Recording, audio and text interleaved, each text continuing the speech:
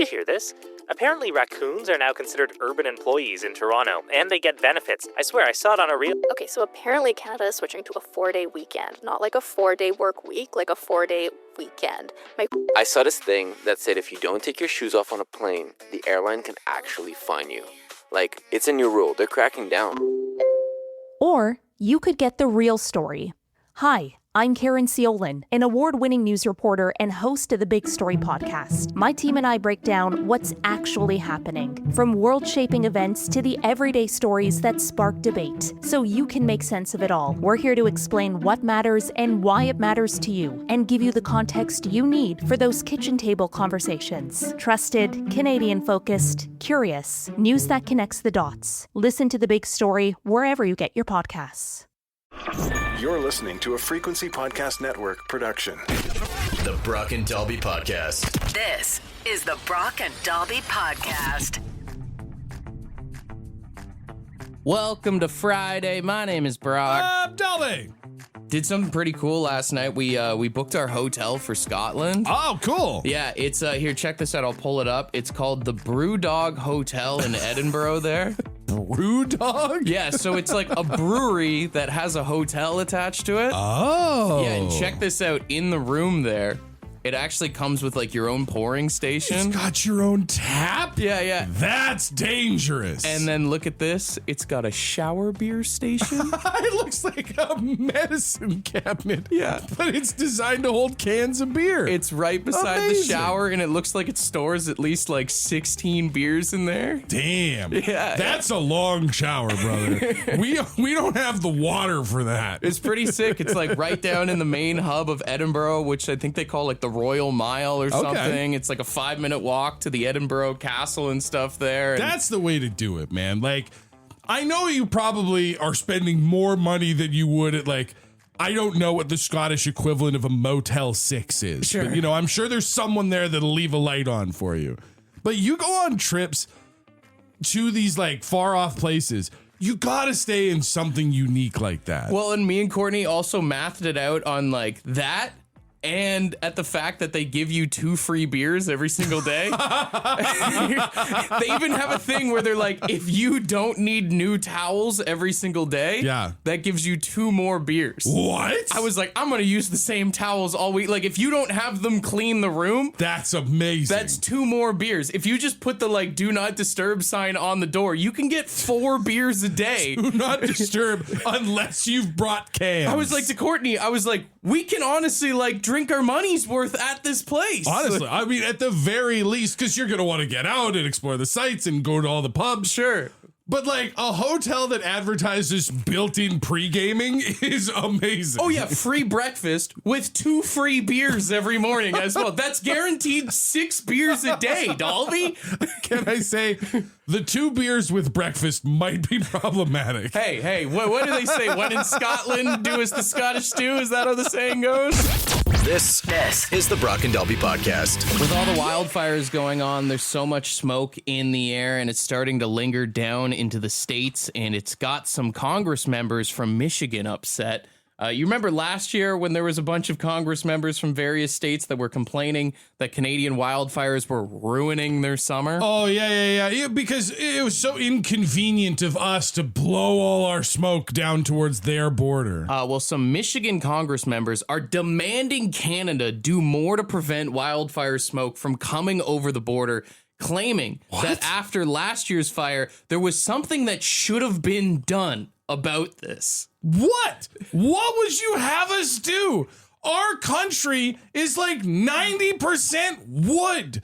Sometimes this stuff happens. This is a real document that 4 Congress members signed where it says provincial leaders have offered excuses instead of results and in some cases have openly dismissed the health of American citizens as inconvenience to their own summer. That attitude is unacceptable from a neighbor and an ally, which apparently we're allies now. Yeah, no, we are allies and neighbors. Like when California was on fire and Canada sent fire crews to help instead of complaining. It's also just interesting that this is the same state that just extorted a bunch of extra bridge tolls from us on a bridge that we financed, but, here we are. Not even just the state. There have been something like 30,000 wildfires across America this year. This year, just up until now. Your country's on fire too, you morons. The document that they've all signed also says, we are done accepting apologies in place of action. If Canada will not manage its forests to prevent these fires, the United States will look elsewhere and act on our own to protect our people. To do what? I guess you're done with your wall on the southern border? Are you going to build an air filter on the northern one? Well, I mean, yeah, like, what do they want us to do? Set up a bunch of fans at the border and keep blowing the air back our way? Like, no, they'd probably hate that. Famously, they have a president who thinks windmills are bad. Also, I'm pretty sure everyone in our country is also demanding that the smoke disappear too. Right. It's not like Canadians are out just bathing in all the smoke across the country. Like, yes, breathe it in, season our lungs. We're not having a great time either. The world's on fire. We're working on it. One of the Congress guys, John James, who signed this thing, actually put up a post on Facebook as well yesterday saying, final warning to Canada. Manage your forests to prevent these fires. American lungs are paying the price for Canadian inaction year after year. Sovereignty comes with responsibility, and the responsibility to prevent a foreseeable disaster from crossing into another country's airspace has not been met. Brother, feel free to grab a hose and get to work, or shut the hell up. I'm just saying, they want us to be the 51st state? Take our smoke then. The Brock and Dalby Podcast. We've all heard the Van Halen story about their crazy rider and how they had to have the brown M&Ms removed, right? Right, yeah, and how people thought it was because they were like divas, but it was to make sure that people were actually reading the rider so they didn't die on stage. There's a bunch of cool stories, or crazy stories rather, about things that bands ask for on their riders. Well, William Shatner might have the craziest rider of all time. Sorry, William Shatner has a rider in 2026? He's playing that festival, Riot Fest, in Chicago coming up in September. I remember hearing about that. And some of his requirements are he has to sing Take Me Out to the Ball Game at a Chicago Cubs baseball game. I'm sure they won't say no. For his performance, he is demanding that they have fire breathers for him. He's looking for an intro video created by Gwar. Oh, why? What? His dressing room has to be themed as Shatner's Shag Shack. Ew. He's requesting 4 feet of Polish sausage. That's the first thing on the list where I'm like, all right, let him cook. For some reason, he wants a Montreal Canadiens jersey signed by John Stamos. This man really got his rider written by AI. 8 pallets of Faygo. He wants 1 pair of white tube sock and 1 pair of underwear. An assortment of adoptable puppies sourced from a local animal rescue nonprofit. Is he going to take one home? I don't know. He wants a bowl of sauerkraut in his dressing room ready to eat. And a bouquet of flowers in a vase. Brackets, you know, something sweet, something dainty.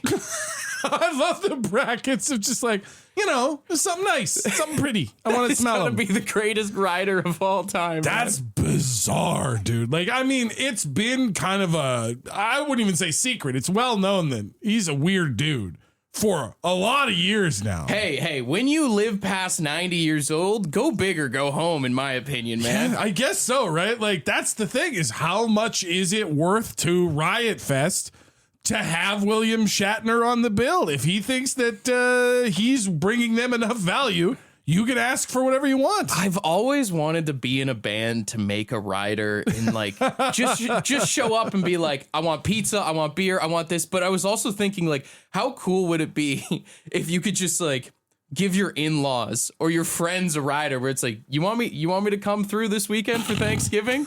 It's mandatory that you have to have X, Y, and Z as soon as I show up, you know? Yeah, I mean, hey, listen, your mom wants you to come home for the holidays. And maybe that's not always your favorite thing to do. All right, Mom, let's negotiate. Let's get some stuff on paper. Your girlfriend wants you to go hang out with her friend and their boyfriend or whatever, or something for the weekend, and you're like, you know what? I'm gonna need a case of Michelob, the best local pizza, but I need you to go get 3 garlic dips from Pizza for me. Absolutely, those are the differences. I need to have my phone, and I need to have a charger ready to charge my phone, so I don't have to talk to anybody at the party. I want a bowl of Cool Ranch Doritos, but I want you to take all the plain ones out, and I want a full bowl of fully dusted Cool Ranch Doritos in there. I want all the flavor savers. That's all I want. Allowing you to dust your own chips is something we can negotiate in the final draft of the rider. It would make hanging out with some of these people that suck so bad so much better. I mean, you know what you would end up doing, though, is you'd end up putting just unattainable things on there. Like, with the people you really don't want to hang out with. That's the point! I'm sorry. I cannot come to your house unless you get 6 goats that are all named after me. I can't do it. Sorry, babe, your friends suck, I guess. They don't respect the law.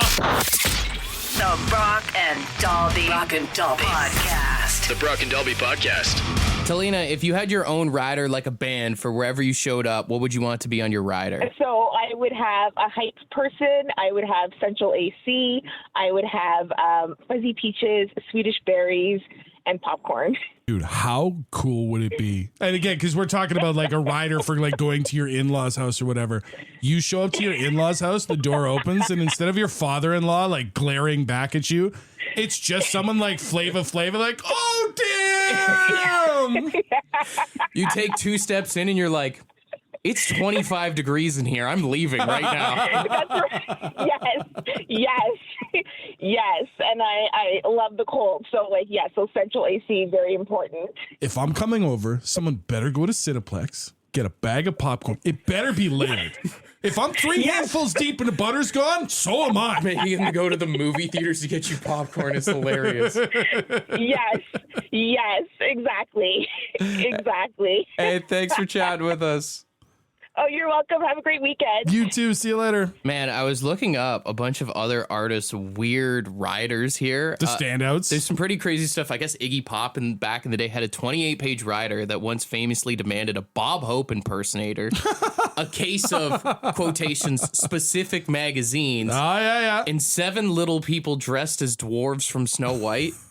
Which can't be the easiest thing to just find like that. Kanye West requests to have a barber's chair in there, a Coke and Hennessy slushy machine, and then he wants his limo drivers to wear a 100% cotton suit and avoid man-made fibers for some reason. Which is crazy because otherwise Kanye West, so well known for being really level-headed, really normal guy. Paul McCartney wants his limos to not have leather seats and no furniture with animal skins or prints because he's a big activist. Yeah. But he also demands that the area be surrounded by $200 in flowers of specifically white lilies and white and pink roses as well. Crazy to be like pro-nature and then be like, and also murder $200 in flowers. AC/DC is most definitely getting old. They've always had fun-sized candy bars and Heineken in the dressing room. But apparently over the past few years, they've started requesting oxygen tanks and masks in the dressing room. Oh, that's just sad. Yeah. The first part is so fun. Things change. You know, rock and roll does become pollution at some point, I guess, right?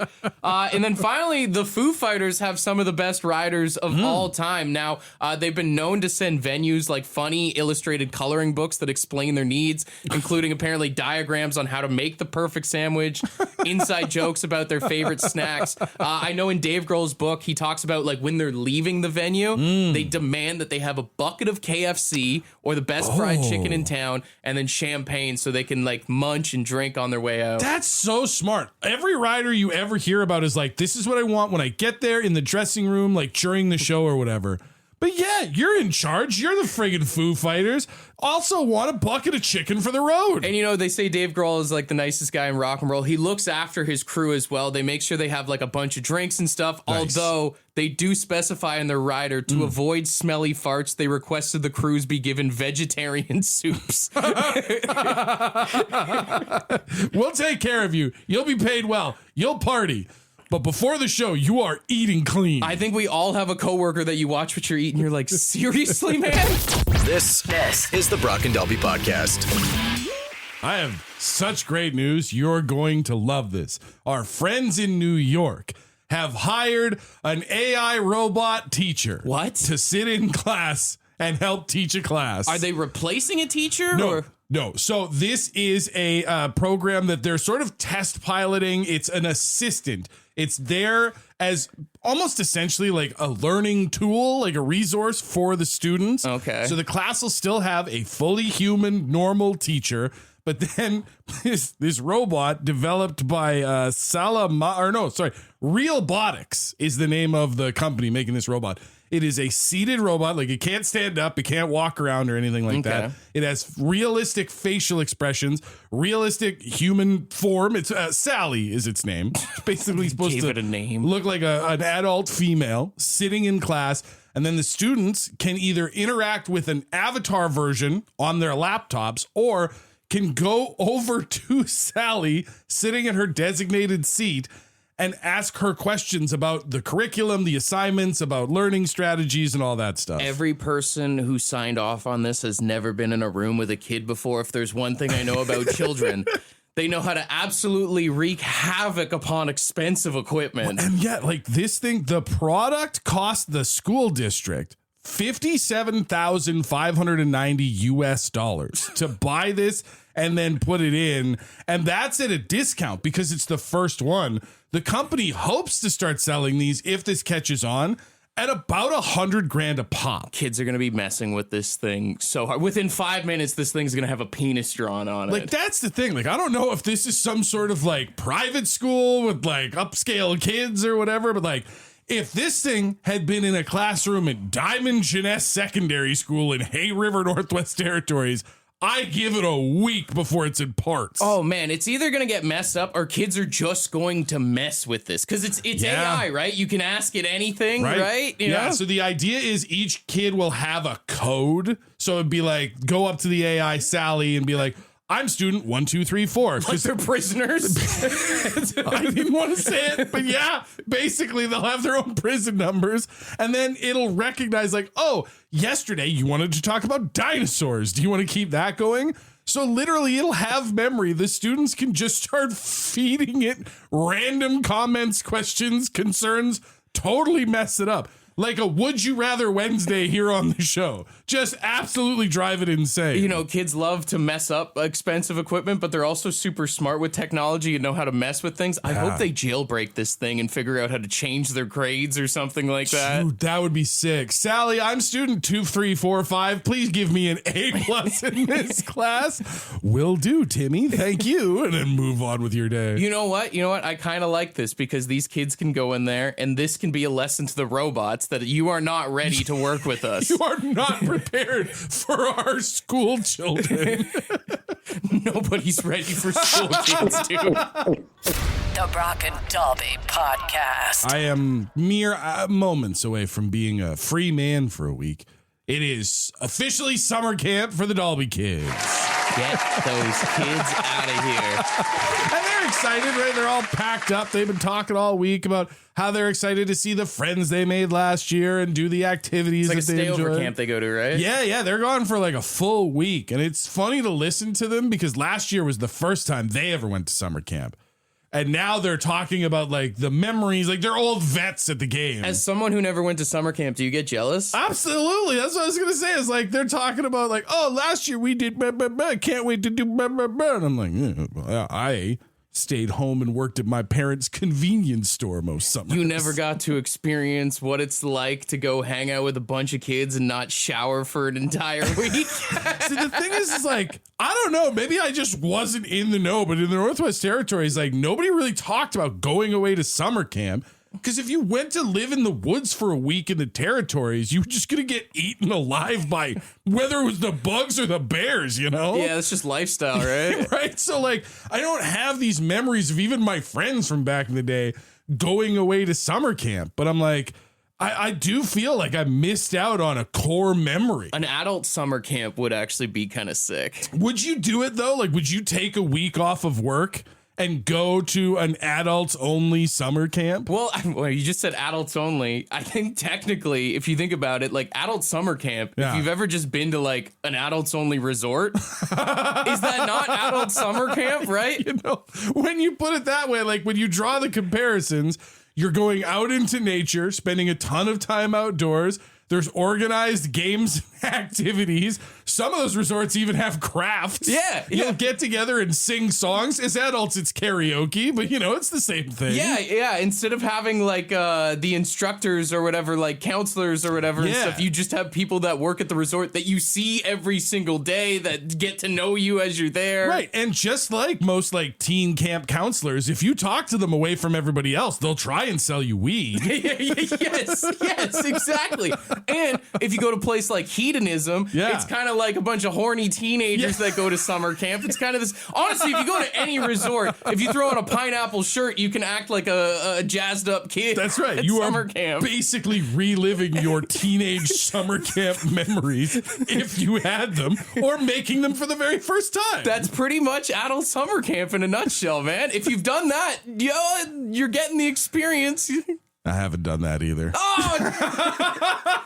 Oh, buddy, we got to get you to adult summer camp. The Brock and Dalby Podcast. The Brock and Dalby Podcast. Apparently today is National Tattoo Day, so I'd like to give a big shout out to all the tattoo artists out there. You know what? Big shout out to some of our tattoo friends, Marty the Martise, William, Kurt, Jess, all from Mutiny. You guys are all beauties. We love you. Yeah, I got some ink from a couple of those people. They're part of us for the rest of our lives. Absolutely, yeah. I know there's a lot of people that always hem and haw about getting tattoos, and so I was thinking I want to make a list of things to keep in mind if you're planning on getting your first tattoo. Yeah.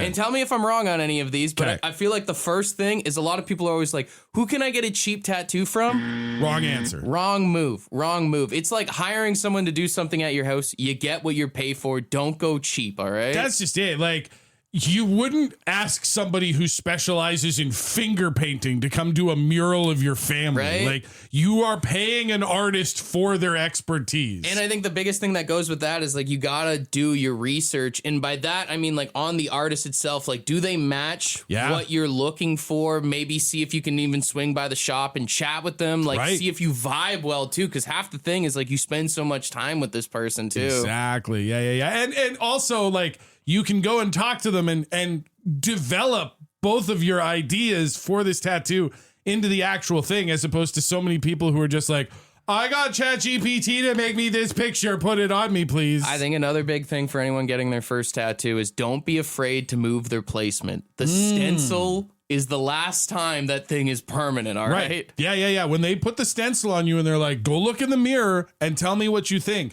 they mean it. They are not passive aggressive. They want you to tell them, because if you hate it, it looks bad on them too. You can't really complain after. There's not much they can do for you once it's done. Remember that. They can give you a card to a laser clinic. I think one of like the other big things is the healing is more of a pain in the ass than the tattoo itself. It takes way longer to do that. For the love of God, do not scratch, all right? You're going to feel like you got bugs under your skin, but don't do it, man. There are so many products you can get now, and you buy them in advance so that you have them when the tattoo happens, so that you can, the creams and the wraps and all these other things. The second skin is the best thing, man. It's huge game changer for tattoos. I'll also say be prepared to gain a new addiction. It's usually once you get one, you're just, I know Mallory, you were telling me, she like went a couple weeks ago. Got one from the Jess that you mentioned. Got one like a couple weeks ago. Now she's getting a stick and poke from another person like crack, she met. Man. And then she's going back again. All after she said, yeah, this is my last one. Yeah, I'm done with this. Famous after this. last word. And finally, I'll say this. Remember, if you're going to go get a tattoo, you're going to be in very close proximity to someone for a very long time. Yep. For the love of God, please shower or wear deodorant, all right? You are, especially a summertime tattoo, you are way too close to someone else to be taking the day off from your personal hygiene routine. Which then again, even if you're not getting a tattoo, I think that's just food for thought for everyone to keep in mind, is it not? If you're around literally anybody other than yourself or your dog, maybe go have a shower today. This is the Brock and Dalby Podcast. Yesterday, the NHL schedules got released, and for all of you Ottawa Senators fans, if you are wondering when the devil returns back to town, Daniel Alfredson? Brady Tkachuk's first game back in Ottawa is set for October 1st. Alfie, you'll have to wait until February. Yeah. And that's if he's even traveling with the team in his weird made-up job with the Leafs that he's got. I am interested to see how fans treat Brady Tkachuk. You got to imagine the boos are going to rain down on this man. I mean, every other Canadian, other than Ottawa Senators fans, already talked some real mean stuff about Brady Tkachuk. Yeah. And now he broke their hearts. Like, they actually put up with him.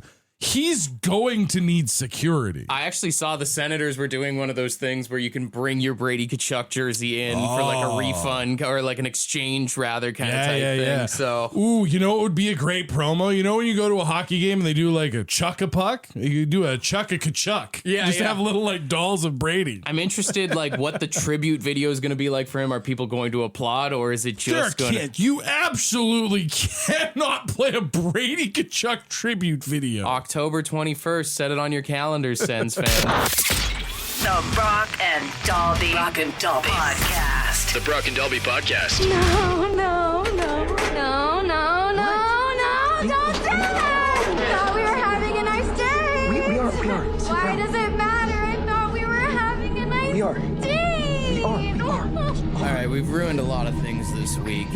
Now, we are asking you to ruin the mood. We want you to pretend like, you know, you just spent a nice evening with us. We went out on a date. Maybe we're just getting back to your place. Things are going good. Things are starting to get hot and heavy. How can you ruin it for $100 in Lotto 649 tickets? And again, there are some restrictions because this is a radio program in things that we can say. But if you send it a voicemail, 762-555, you've got a chance to win. I'll say this. I listened to some of these in advance, and some of you will not get airplay. You guys did have some great answers, but I could not risk getting in trouble playing some of these. There are fines. We would lose more money than you would win if we played it. All right. If you're not one of our hot dates, that does make you a judge, so 762-555. We will start with Ken here. Does this look like a rash to you? Yep. Yeah, that'll ruin the mood pretty quick. Scott. The mood. This is Scott. Oh, because we have this. Hey, my mom has those panties. Nope.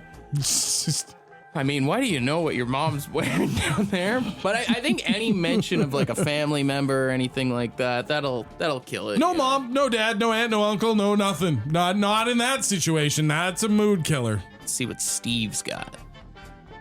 Hey, Dalby. I know it's your first time and you're a little nervous, so... I have 2 kids! Why don't we relax by taking a little quiz, okay? Why'd you get defensive? You felt like you had to prove yourself there. It doesn't make sense! That's why. Just in case you guys were wondering. I have 2 kids I talk about on the show all the time. I've done it at least twice. We did distract from the fact that it was a pretty good bit, though. Why don't we relax by taking a little quiz, okay? Oh, God! No! No! Okay. Absolutely not. Let's see what Thomas has here. I gotta go take a dump. I feel like that's one of those things that you don't have to say it.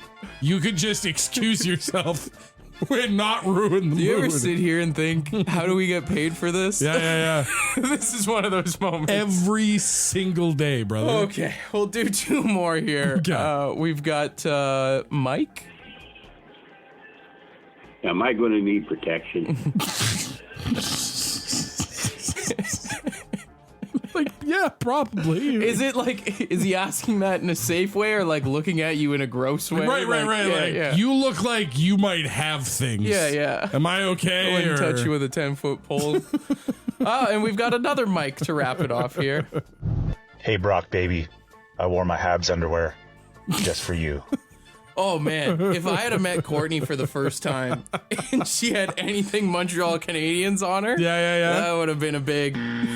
You honestly think if you got down to that point and saw the Habs logo, you're turning back? You think that would have done it? Oh, what? It's like we have a bad time and she's like, well, at least I have 24 Stanley Cups. All right, round of applause to all of our dates. You did a great job. I'm so mad that the first vote through is the quiz guy. I think it was just your reaction to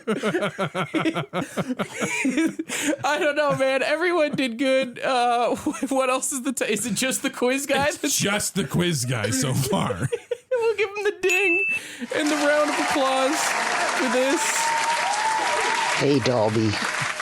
I know it's your first time and you're a little nervous, so why don't we relax by taking a little quiz, okay? I think what ruined it for you was him claiming that it's your first time. I have 2 kids! Yeah. They go to another school, right? This is the Brock and Dalby Podcast. Crazy story. We talked about a guy that got stuck in a campsite toilet a few weeks ago. Right, I remember that. Oh, well, a man recently got stuck in a porta potty for 8 hours. 8 hours? Yeah, listen, this is a guy that works for the porta potty company explaining exactly what happened. Counterman, I'm a partner with Patriot Portable Restrooms here in Kansas City. One of our guys went to pick up an event from the World Cup. I knocked on all the doors, made sure nobody was in the restrooms.